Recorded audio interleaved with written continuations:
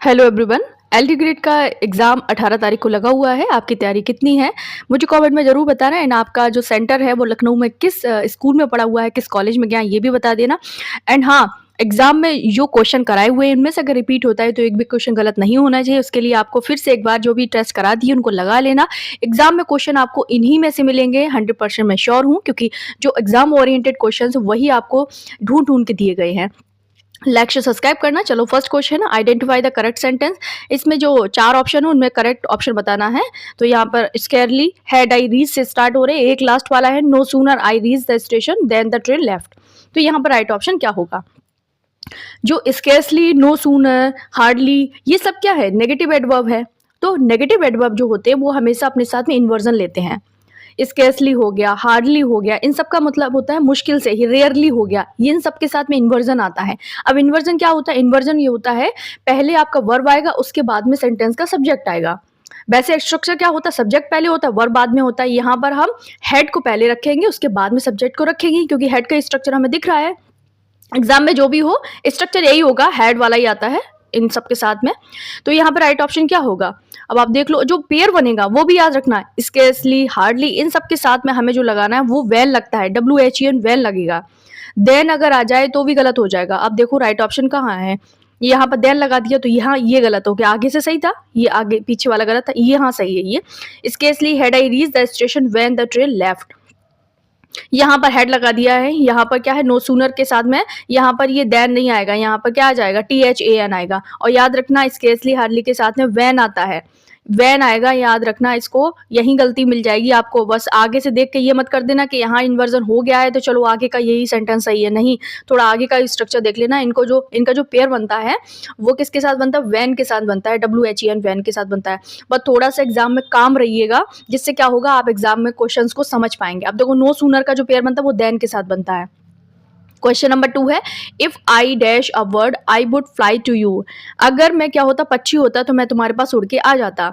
यहाँ पर क्या अनरियल कंडीशन है? कोई पक्षी हो सकता है? नहीं ना। तो ये सब्जेक्टिव मूड हो गया। इसमें हम क्या बताते हैं? विश बताते हैं। इसमें हम क्या बताते हैं? किसी के लिए प्रे करते हैं। तो इनमें किसी कोई भी सब्जेक्ट हो, हमेशा हमें वर लगानी है, वर आएगा। राइट ऑप्शन यहाँ पर वर हो जाएगा। आई के साथ में भी वर लगेगा, सब्जेक्टिव मूड है। ये क्या है? इमेजिनेशन है, इसलिए हम यहाँ पर वर का यूज करेंगे।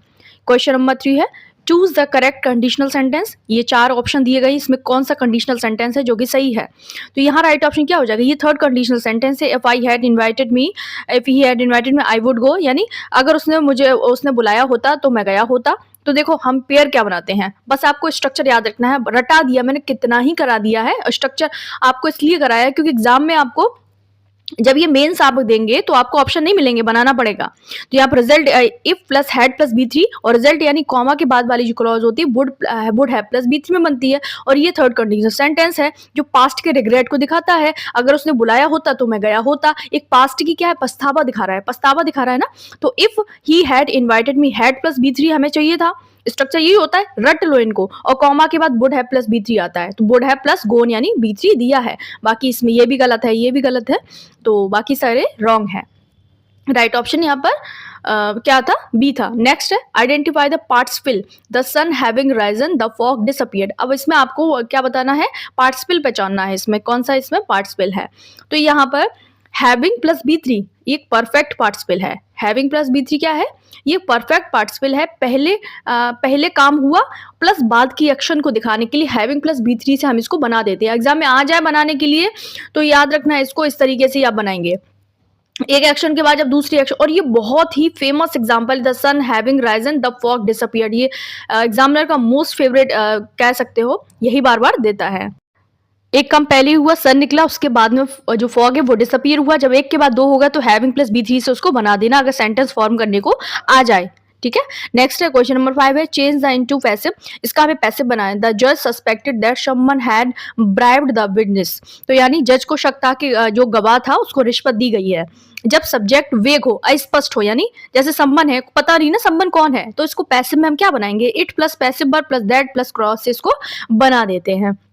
यहाँ पे सम्मन की बात करिए, किसी का नाम नहीं लिया जा रहा, अगर नाम लिया जाए तो उसको नाम को हम आगे रख देते, जबकि यहाँ पे कोई भी हमें ये नहीं पता है कि किसके बारे में बात की जा रही है, यानी सम्मन तो कोई भी हो सकता है, तो सम्मन है तो सम्मन से तो इसको नहीं बनाएँगे हम। तो आपको याद रखना है, तो स्ट्रक्चर हम बना देंगे it plus passive verb plus that, यानी उसके आगे दैट के बाद की जो क्लॉज़ है वो उसमें लग जाएगी। बाकी का जो स्ट्रक्चर होगा, जो जैसे हम फॉलो करते हैं, टेंसेस को चेंज करते हैं, वैसे इसमें कर देंगे। तो यहाँ हो जाएगा it was suspected by the जज that the witness had been bribed. That लगा, इसमें दैट से जोड़ दिया है, हैड बीन यानी हैड दिया है हमें पहले, हैड दिया है तो उसका हैड बीन हमने कर दिया और ब्राइब्ड हो जाएगा। राइट ऑप्शन यहाँ पर ए हो जाएगा। नेक्स्ट है क्वेश्चन नंबर 6 है। Question number 6, he is too intelligent not to solve this problem. इसका मतलब क्या है? इसका मतलब ये कि वो इतना बुद्धिमान है कि ऐसा हो ही नहीं सकता। नॉट टू यानी टू क्या बताता है? ऐसा हो ही नहीं सकता कि वो प्रॉब्लम को सॉल्व ना कर पाए, यानी वो डेफिनेटली प्रॉब्लम को सॉल्व कर लेगा, यानी कर लेगा। ये याद रखना है, नॉट वाला नहीं करके आना है आपको। क्या करना है? यहाँ ये टू जो सेंस देता है, ऐसा हो ही नहीं सकता, ये याद रखना। तो too plus adjective plus not to को हम चेंज करेंगे so plus adjective plus that plus can में। अब याद रखना, अगर ऊपर नॉट है तो नॉट वाला नीचे नहीं बनेगा, अगर ट्रिक से समझो तो ऐसे समझ लो। और नॉट वाला ये मत करके आना कि वो इतना इंटेलिजेंट है कि वो प्रॉब्लम सॉल्व नहीं कर सकता। इसका मतलब ये है कि वो इतना इंटेलिजेंट है कि हो ही नहीं सकता कि वो प्रॉब्लम को सॉल्व ना कर पाए। तो यार राइट ऑप्शन क्या हो जाएगा? यहाँ पर हो जाएगा बी हो जाएगा, he is so intelligent that he can solve this problem. Mean पूछा है ना, तो यही हो गया ना कि वो इतना इंटेलिजेंट है, वो प्रॉब्लम को सॉल्व कर सकता है। और ऊपर वाला भी यही बात कह रहा है, ठीक है, याद रखना है इस बात को। नेक्स्ट है क्वेश्चन नंबर 8, अ फॉक पा मीन्स, इसको फॉक्स पास नहीं पढ़ेंगे शायद, फॉक पा इसका प्रोनाउंसिएशन होता है। तो इसका मतलब जो होता है, इसका मतलब होता है सामाजिक गलती या फिर शिष्टाचार की जो एकदम बड़ी भूल हो जाती है, अ सोशल ब्लंडर और अ मिस्टेक। तो ये टर्म भी पूछी जा सकती है, वोकैब का क्वेश्चन है। तो अ सोशल ब्लंडर और अ मिस्टेक, राइट ऑप्शन यहाँ पर 8 का ए हो जाएगा। नेक्स्ट है क्वेश्चन नंबर 9 है, करेक्ट स्पेलिंग बताता है। कॉनसर का करेक्ट स्पेलिंग क्या होता है? कॉनसर का मतलब होता है जो पाक कला में पारंगत होता है, जो बहुत जो जैसे बहुत ज्यादा कला की नॉलेज होती है, उसको बोलते हैं। तो कॉनसर की स्पेलिंग होती है CONNOI SSEUR, डबल एन और डबल एस दोनों बनते हैं। क्वेश्चन नंबर 10 है, यूबिकिटस इज नियरेस्ट मीनिंग टू। यूबिकिटस का मीनिंग क्या होता है? इसका मतलब होता है हर जगह पाया जाने वाला, यानी कि ओमनी प्रेजेंट हो जाएगा इसका। यूबिकिटस हर जगह जो पाया जाता है, स्पेलिंग देख लेना इसकी, और कॉनसर की भी स्पेलिंग देख के जाना एक बार। समझ आ गया? नेक्स्ट है question number 11, idiom to play ducks and drakes means. Ducks and drakes का मतलब क्या होता है? इसका मतलब होता है पैसे को पानी की तरह बहा देना, यानी to waste money recklessly. To waste money recklessly, बुरी तरह से पैसे खर्च करना। क्वेश्चन नंबर 11 है, एंटोनिम ऑफ नेडियर। नेडियर का एंटोनिम क्या होता है? नेडियर का मतलब होता है सबसे नीचे वाली जो जगह होती है, यानी कि बिल्कुल कह लो कि पाताल तरीके की जगह, नीचे वाली जगह। उसका ऑपोजिट हो जाएगा जैनित हो जाएगा। जैनित का मतलब होता है सबसे ऊंचाई वाली जगह, इसको पीक भी बोलते हैं, पिनाकल भी बोलते हैं, क्लाइमैक्स भी बोलते हैं, अपेक्स भी बोलते हैं। तो ये सब हो जाएगा। नेक्स्ट क्वेश्चन नंबर 13 है, इसको क्या बोलेंगे? अपेक्स भी बोलेंगे, अपेक्स भी आ जाए तो यही हो जाएगा, और इसको पिनाकल भी बोलते हैं। Next question 13, a person who is recovering from illness is called. जो बीमारी से सही हो रहा है उसको कन्वल्सेंट बोलते हैं। CONBALESCENT, स्पेलिंग देख लेना, CONBALESCENT होता है, एल ई बनता है LESCENT। Question number, life is what a walking shadow, which figure of speech is used. जो लाइफ है उसकी जो तुलना है वॉकिंग शैडो से की गई है, और कोई भी कंपैरिजन का वर्ड यूज नहीं किया गया है, तो ये क्या हो जाएगा? Life is what a walking shadow. ये शेक्सपियर का आई थिंक किसी ड्रामे का कोटेशन है, तो बताना मुझे अगर आपको आता है। तो इसमें क्या हो जाएगा? इसमें मेटाफर हो जाएगा, पर्सोनिफिकेशन नहीं होगा, इसमें मेटाफर हो जाएगा। क्या हो रहा है? Direct comparison without like and S, तो मेटाफर हो जाएगा। नेक्स्ट देखते हैं, क्वेश्चन नंबर 15 है, आई थिंक ये एक क्वेश्चन लिटरेचर का आ गया, कोई बात नहीं। What is an epistolary novel. Epistolary novel कौन कौन से होते हैं? तो वो नॉवल कहे जाते हैं, यानी कि जिनमें जो लेटर के फॉर्म में होते हैं, novel written in form of letters. Next है question number 16, in medias res is a literary technique which means. इसका मतलब क्या होता है? इसका मतलब होता है ये एपिक टेक्निक है, होमर एंड मिल्टन इसका यूज करते थे, starting to a story from the middle, यानी बीच से कहीं से भी कहानी को शुरू कर देना, इसको ही बोलते हैं मीडियास रेस बोला जाता है। ये एक लैटिन टर्म है, means the story does not begin from the beginning but from the middle of the action. कहानी की शुरुआत बीच से कर देना, नायक ने जन्म नहीं बल्कि सीधा घटना से उसको उतार दिया गया है। जैसे इलियाड का, जैसे होमर का इलियाड है, और मिल्टन का जो पैराडाइज लॉस्ट है वो कहाँ से? फॉल ऑफ मैन से स्टार्ट होता है ना, बीच से स्टार्ट होता है।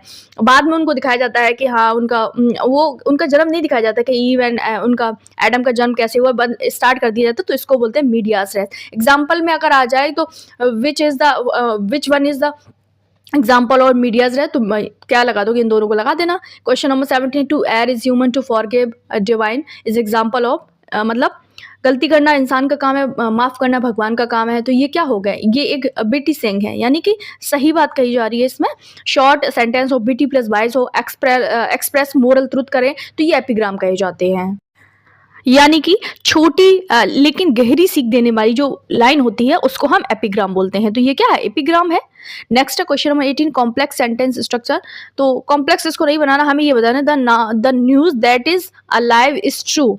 तो ये कौन सा सेंटेंस, ये है तो कॉम्प्लेक्स है, बट हमें यहाँ ये बताना है कि दैट इज अलाइव, इसमें क्या है, ये इसका पार्ट्स ऑफ स्पीच क्या है, ये क्या है, एडजेक्टिव क्लॉज है, ये कौन सा क्लॉज है, नाउन क्लॉज है, रिलेटिव क्लॉज है, क्या है ये, तो हमें ये सब बताना है।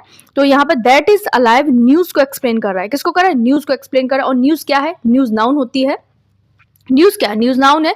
जो क्लॉज नाउन का काम करे तो वो नाउन क्लॉज हो जाएगा, जो क्लॉज नाउन का काम करे वो नाउन क्लॉज का काम, नाउन क्लॉज हो जाएगा।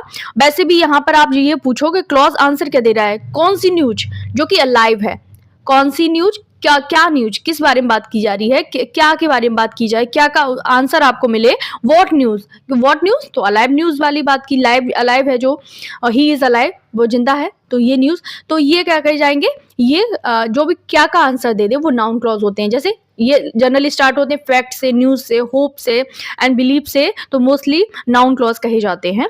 जो क्लॉज नाउन का काम करे वो नाउन क्लॉज है, क्या का आंसर दे दे, यानी the clause that he is alive. News क्या है कि वो जिंदा है, तो क्या का आंसर दे दिया उसने, तो क्या का आंसर नाउन क्लॉज देती है। नाउन वाला एक पूरा वीडियो बना हुआ है, उसको देख लेना अगर प्रॉब्लम हो तो। Identify the error, one of the most talented student in our class, तो इसमें राइट ऑप्शन क्या होगा, याद रखना वन ऑफ द के बाद में प्लूरल नाउन आता है। वन ऑफ द आपको कहीं भी दिख जाए, अगर ऐसा आ जाए कि which one is the correct, एक 4 ऑप्शन दिए जाए, तो याद रख लेना इसमें क्या मिस्टेक दी जाएगी, आपको जो भी नाउन दी जाएगी वो सिंगुलर दे दी जाती है। तो वन ऑफ द के पास प्लूरल नाउन यानी स्टूडेंट्स हो जाएगा, तो गलती यही थी, तो क्या हो जाएगा, स्टूडेंट नहीं होगा, स्टूडेंट्स होगा। नेक्स्ट है क्वेश्चन नंबर 20 है, इसको हमें इनडायरेक्ट में चेंज करना है। He said comma inverted comma let us wait for the award, तो इसमें हमें इसको इसमें इनडायरेक्ट में चेंज इसको करना है। तो यहाँ लेट अस को हम प्रपोज या फिर सजेस्ट में चेंज कर देते हैं, लेट अस को प्रपोज या फिर सजेस्ट में चेंज कर देते हैं, और इनडायरेक्ट में शुड प्लस वर्ब आ जाएगा। यहाँ पर लेट अस हो तो शुड प्लस वर्ब आ जाता है। याद रखना लेटस यानी इसका मतलब होता है सुझाव देना, तो इसलिए हम प्रपोज्ड या फिर सजेस्टेड का यूज कर देते हैं। तो राइट ऑप्शन क्या हो जाएगा, यहाँ पर ए हो जाएगा, he propose that they should wait for the award, they should wait for the award, should plus verb यानी शुड प्लस वेट। नेक्स्ट है क्वेश्चन नंबर 21 है, I have no money to lend you, मेरे पास पैसा नहीं है कि तुम्हें मैं उधार दूं। तो इसका कन्वर्ट इनटू कॉम्प्लेक्स, कॉम्प्लेक्स की पहचान क्या होती है, वन मेन क्लॉज और वन क्या होती है, वन आपको एक सबऑर्डिनेट क्लॉज मिलेगी। इसलिए यहाँ पर हम कह सकते हैं कि इनमें से कोई तो कोई होगा जो कॉम्प्लेक्स सेंटेंस होगा, एक मेन क्लॉज यानी एक इंडिपेंडेंट, एक डिपेंडेंट क्लॉज मान लो। तो यहाँ पर देखो, यहाँ पर हमें 2 सेंटेंस दिख रहे हैं जो कि कॉम्प्लेक्स सेंटेंस की एग्जाम्पल है। I have no money that I can lend you, ये एक रिलेटिव क्लॉज है, ये भी एक कॉम्प्लेक्स सेंटेंस है, यानी कि ए वाला भी एक क्या है, एक कॉम्प्लेक्स सेंटेंस है। एक इसमें इंडिपेंडेंट क्लॉज है, एक यहाँ पर I have no money independent है, दैट कैन लैंड यू बिना that I can lend you ये डिपेंडेंट क्लॉज है। एंड यहाँ पर सी भी हो जाएगा, since I have no money I can not lend you, तो यहाँ पे सिंस स्टार्ट किया जा रहा है। एक इसमें क्या है, इंडिपेंडेंट क्लॉज है, I can not lend you एक इंडिपेंडेंट है, since I have no money ये डिपेंडेंट है, तो बोथ ए एंड सी हो जाएगा। अब थोड़ा ट्रिक से देख लो, जिन भी सेंटेंस में आपको ये सबऑर्डिनेट कंजंक्शन दिख जाए, that, which, who, since, as, because, if, though, when, तो ये सब क्या है, कॉम्प्लेक्स सेंटेंस कहे जाएंगे। अब देखो बी वाले में सो है, और सो क्या है, कंपाउंड सेंटेंस, जैसे हमने फैन वॉइस से समझा था ना, FANBOYS, तो एस से क्या बनता है, सो बनता है, तो ये कंपाउंड बन गया। तो बाकी की 2 यानी सिंस भी मिल रहा है हमें, और क्या मिल रहा है, दैट मिल रहा है, जो कि क्या है, सबऑर्डिनेट कंजंक्शन है, इसलिए हम कह सकते हैं कि ये क्या है, कॉम्प्लेक्स सेंटेंस है। समझ आ गया। तो राइट ऑप्शन यहाँ पर क्या हो जाएगा, A and C both are क्या है, कॉम्प्लेक्स है। एंड जो बी है इसलिए सो लगा है, फैन बॉयज में सो आता है तो ये कंपाउंड है। नेक्स्ट है क्वेश्चन नंबर 22 है, he is superior dash me in intelligence. तो वो मुझसे इंटेलिजेंस में सुपीरियर है। याद रखना है सुपीरियर, इंफीरियर, जूनियर, सीनियर के साथ में टू आता है, देन नहीं आता है। तो ये भी आ सकता है एग्जाम में, बार बार पूछा जाता है क्वेश्चन, तो टू आएगा। नेक्स्ट है क्वेश्चन नंबर 23 है, identify the mood heaven help us. तो हेवन मेरी मदद करो, यानी भगवान मेरी मदद करो, तो ये सबजेक्टिव मूड है। सबजेक्टिव मूड में हमेशा विश, प्रेयर, होप की बात की जाती है। तो ये क्या है, एक प्रेयर है भगवान के लिए कि मेरी मदद करो। तो ये सब सब्जेक्टिव मूड में आते हैं। एम्पैरेटिव मूड कौन से होते हैं, जिसमें हम ऑर्डर की बात करते हैं, कमांड देते हैं, रिक्वेस्ट करते हैं, तो ये सब एम्पैरेटिव सेंटेंस कहे जाते हैं। आपने देखा है ना, open the door, may God bless him, इस तरीके से एम्पैरेटिव सेंटेंस कहे जाते हैं, एम्पैरेटिव मूड कहे जाते हैं। क्वेश्चन नंबर 24 है, ट्रांसलेट भगवान ना करे कि ऐसा हो। भगवान ना करे इसका एक कीवर्ड है, इसको याद कर लो।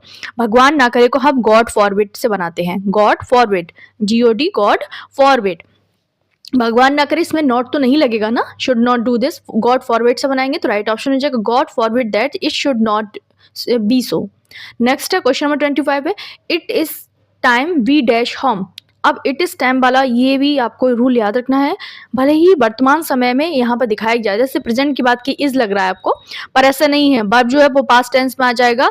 कौन कौन से के साथ में आ जाएगा, जैसे इट इज टाइम हो, इट इज हाई टाइम हो, इट इज अबाउट टाइम हो, इट इज अपॉर्चून टाइम हो, इन सब के साथ में आपको वर्ब प्लस यानी B2 लगाना है, यानी वर्ब की सेकंड फॉर्म लगानी है।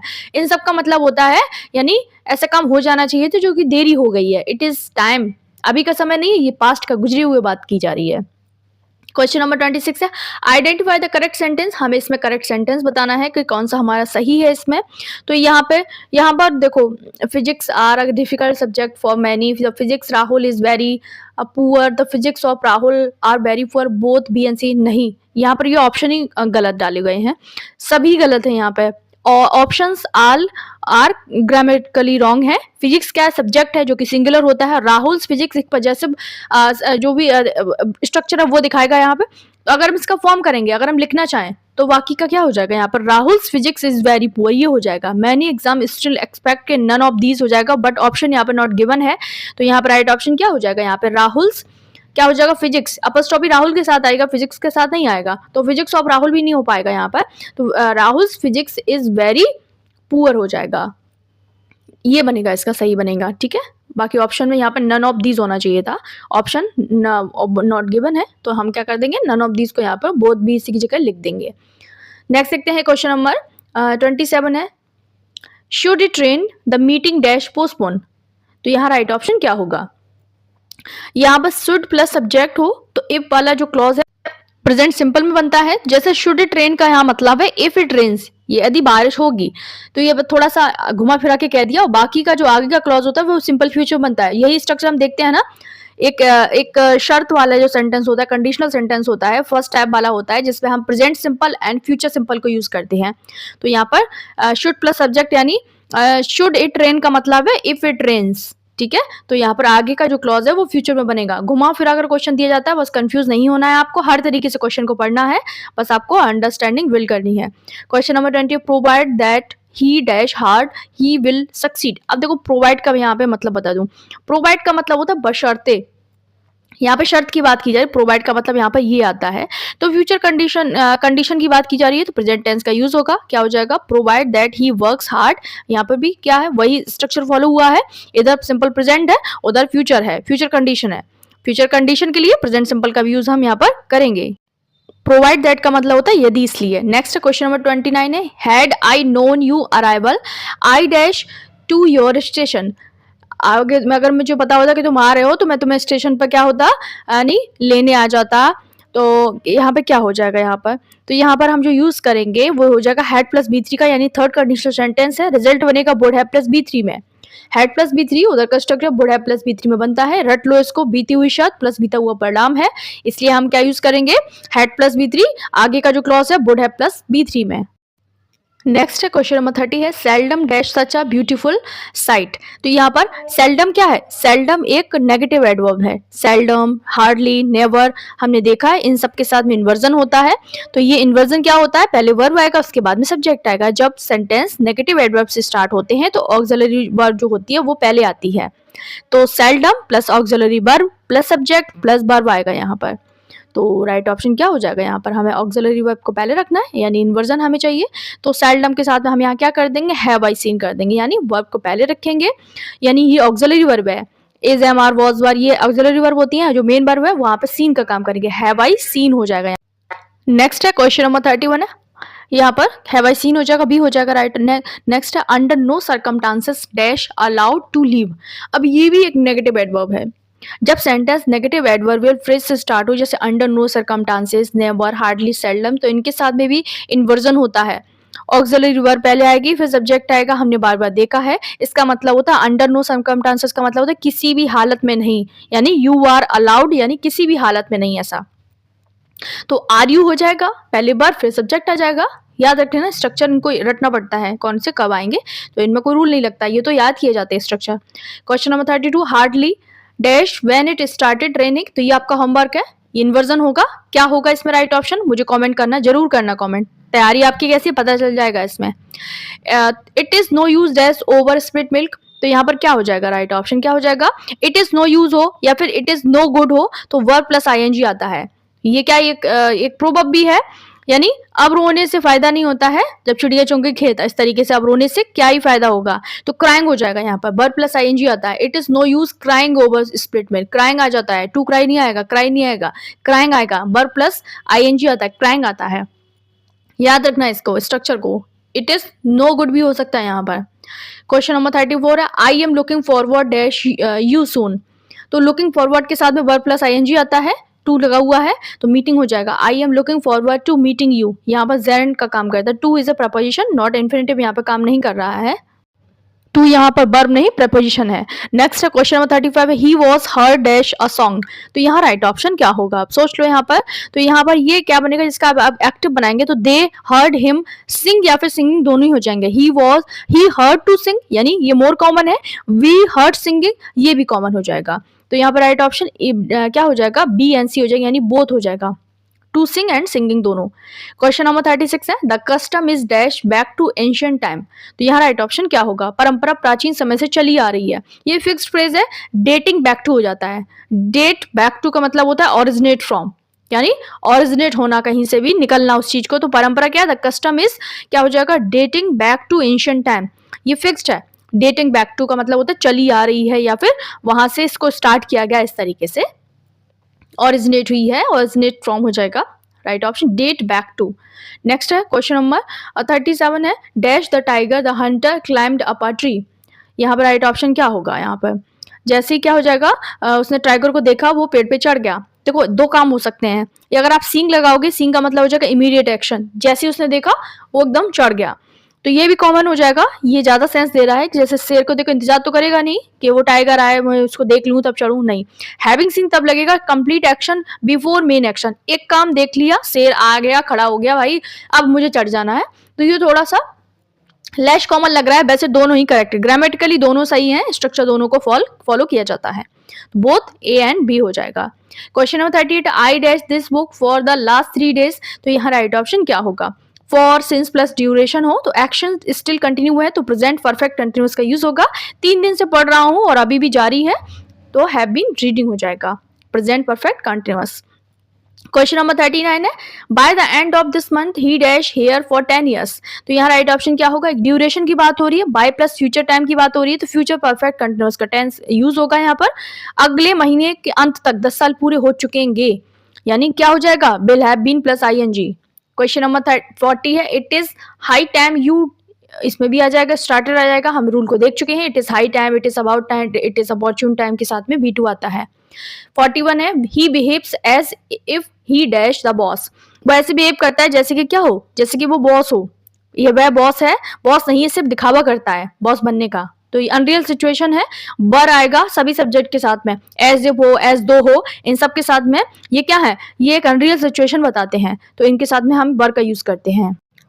एज इफ की जगह एज दो भी हो सकता था। क्वेश्चन नंबर 42 है, when I reach the station the train had. तो यहाँ राइट ऑप्शन क्या होगा, द ट्रेन। यहाँ पे पहले जो काम पूरा हो चुका उसको पास्ट परफेक्ट बनाएंगे, यानी मैं पहुंचा, पहले ट्रेन जा चुकी थी, यानी हैड लेफ्ट हो जाएगा। नेक्स्ट देखते हैं क्वेश्चन नंबर 43 है, आई नो हिम, इसका पैसिव बनाना है हमें। तो क्या हो जाएगा यहाँ पे, नो क्या है, नो यहाँ पे स्टेट वर्ब है और नो के साथ में बाई नहीं आता, कभी भी याद रखना। तो यहाँ पे टू आएगा, टू प्रेफर्ड, बाई नहीं लगेगा यहाँ पर। मैं उसे जानता हूँ और वह मुझे जाना हुआ है, तो ये बनेगा इसका, वह मुझे जाना हुआ है। नो क्या है, नो स्टेट वर्ब है, ठीक है। तो इनके साथ में कभी भी बाई नहीं आता है। एंड जो कुछ लोग कमेंट में आके बोलते हैं कि मैम आप ज़्यादा एक्सप्लेन कर देती हो, तो रुको, पढ़ने के बाद टीचर बनोगे तो पढ़ाना भी पड़ेगा और उसके साथ साथ आपको क्या करना है, मीन्स भी देना है। तो वहां पर ऑप्शन नहीं मिलेंगे, आपको बनाना पड़ेगा। इसलिए मैं रूल्स को बार बार रिवाइज कराती हूँ ताकि आपको रटना ना पड़े, प्रैक्टिस करने से ही आ जाए। तो इसमें right option he is known to me हो जाएगा, बाई नहीं लगेगा। Question number 44, meaning to put off. Put off का मीनिंग क्या होता है, पुट ऑफ का मतलब होता है पोस्टपोन करना। The meeting was put off, तो यहाँ पर पुट ऑफ हो जाएगा, पोस्टपोन करना, टू पोस्टपोन। राइट ऑप्शन यहाँ पे 44 का हो जाएगा, सी हो जाएगा, टू पोस्टपोन करना हो जाएगा। नेक्स्ट देखते हैं question number 45, meaning to bring up. Bring up का मतलब क्या होता है, ब्रिंग अप का मतलब होता है जैसे बच्चों को पालना पोसना, टू रियर या फिर टू एजुकेट करना, टू रियर हो जाएगा। क्वेश्चन नंबर 45 का हो जाएगा, बी हो जाएगा, टू रियर या फिर एजुकेट करना, टू एजुकेट या फिर टू रियर आपको मिलता है, तो रियर भी मिल जाए तो यही हो जाएगा, इसका ब्रिंग अप का मतलब होता है। नेक्स्ट देखते हैं question number 46, I am tired dash walking. तो टायर्ड के साथ में ऑफ लगता है, टायर्ड ऑफ प्लस आईएनजी होता है, तो ऑफ वॉकिंग हो जाएगा। याद रखना ये आईएनजी जरूर आता है, टायर्ड ऑफ प्लस आईएनजी आता है, ये स्ट्रक्चर होता है आईएनजी वाला, तो इसको भी याद रख लेना। नेक्स्ट देखते हैं क्वेश्चन नंबर 47 है, which book do you want here. Which का है यहाँ पे, बिच का आपको पार्ट्स ऑफ स्पीच बताना है। यहाँ पर बिच क्या है, तो ये क्या है, इंटरोगेटिव एडजेक्टिव है। बिच किसके लिए लगा है, बुक के लिए लगा, बुक नाउन है, तो ये क्या है, इंट्रोगेटिव एडजेक्टिव है। क्वेश्चन में नाउन से पहले आए तो इंट्रोगेटिव एडजेक्टिव कहा जाएगा। तो यहाँ पर बुक को क्वालिफाई कर रहा है, तो बिच क्या है, इंट्रोगेट कर रहा है। कौन सी बुक, पूछे तब पूछताछ कर रहा है, तो इंट्रोगेटिव हो गया, ठीक है। डेमोस्ट्रेट दिस दोज होता है, डिस्ट्रीब्यूटर ईच ईदर नीदर होता है, तो ये इंट्रोगेटिव एडजेक्टिव है। तो वो याद कर लेना इसको भी, कौन सा क्या होता है। तो ये राइट ऑप्शन हो जाएगा, यहाँ पर बी हो जाएगा। ये बुक है, क्या है, नाउन है, और नाउन को कौन मॉडिफाई करता है, नाउन और प्रोनाउन को एडजेक्टिव। क्वेश्चन नंबर 48 है, each boy was given a prize. यहाँ पर ईच का पार्ट्स ऑफ स्पीच बताना है, यहाँ यानी क्या है, ये क्या क्वालिफाई कर रहा है, क्या है। ईच का मतलब होता है मतलब एक एक करके, यानी एक एक करके बांटना, यानी डिस्ट्रीब्यूट करना, तो डिस्ट्रीब्यूटिव एडजेक्टिव हो जाएगा यहाँ पर। राइट ऑप्शन क्या हो जाएगा, डिस्ट्रीब्यूटिव एडजेक्टिव। जब ईच किसी नाउन के पहले आता है तो उसे हम एडजेक्टिव कहते हैं, याद रख लेना। जैसे ईच बॉय, इस तरीके से, तो ईच बॉय क्या है, बॉय नाउन है, तो ईच यहाँ पे एडजेक्टिव का काम कर रहा है। यहाँ ईच यानी बॉय के लिए साथ जुड़ा हुआ है, यानी हर लड़के को अलग अलग प्राइज मिलना चाहिए, इसलिए यहाँ पे एडजेक्टिव है। अब याद कर लेना, ईच प्रोनाउन कब होगा, जब ईच नाउन के बिना आएगा तो वो प्रोनाउन है। जैसे each was given a prize, यहाँ पर बॉय स्टूडेंट कुछ भी नहीं लिखा है, ईच खुद ही सब्जेक्ट बन गया है। जब ये सब्जेक्ट बन जाएगा तो वो प्रोनाउन हो जाएगा। क्या हो जाएगा, वो प्रोनाउन हो जाएगा। अंतर समझना बहुत जरूरी है, पीजीटी में क्वेश्चन आया था और ज्यादातर बच्चों ने वो गलत किया था, क्योंकि उनको पता ही नहीं है ईच कब नाउन और कब एडजेक्टिव कब प्रोनाउन। जब नाउन के पहले आएगा तो वो एडजेक्टिव बन जाएगा, और नाउन के क्या आएगा, नाउन के बिना आएगा तो वो सब्जेक्ट बनेगा ना। और जब सब्जेक्ट बनेगा तो वो क्या होगा, एक सब्जेक्ट नाउन या प्रोनाउन हो सकता है, तो वो क्या हो जाएगा, वो प्रोनाउन हो जाएगा। तो यहाँ राइट ऑप्शन क्या हो जाएगा, यहाँ पर, यहाँ तो ये बॉय के साथ लगा है, तो ये डिस्ट्रीब्यूटिव एडजेक्टिव है, याद रख लेना इसको। नेक्स्ट है question number 49, identify the error, the scenery of Kashmir are beautiful. तो सीनरी के साथ में कभी भी आर नहीं आता है, सीनरी का अनकाउंटेबल सिंगुलर नाउन है, तो एज आ जाएगा इसके साथ में। तो राइट ऑप्शन यहाँ पर कहाँ है, सी में मिस्टेक है, तो सी हो जाएगा, सी है मिस्टेक। क्वेश्चन नंबर 50 है, ट्रांसलेट, सूर्य छिपने से पहले हम घर पहुंच जाएंगे। इसको हमें इंग्लिश में ट्रांसलेट करना है, ट्रांसलेशन भी आएगा आपके एग्जाम में, मेंशन है सिलेबस में। तो यहाँ पर क्या है, we shall have reach the home before the sun sets हो जाएगा। Future action completed before another future action, तो फ्यूचर परफेक्ट का यूज हम करेंगे यहाँ पर। सूर्य छिपने से पहले एक काम पूरा हो जाएगा, तो ये फ्यूचर परफेक्ट की बात हो रही है। राइट ऑप्शन यहाँ पर सी हो जाएगा। यहाँ पर we shall have reach the home before the sun sets हो जाएगा, we shall have reach the home before the sun sets हो जाएगा।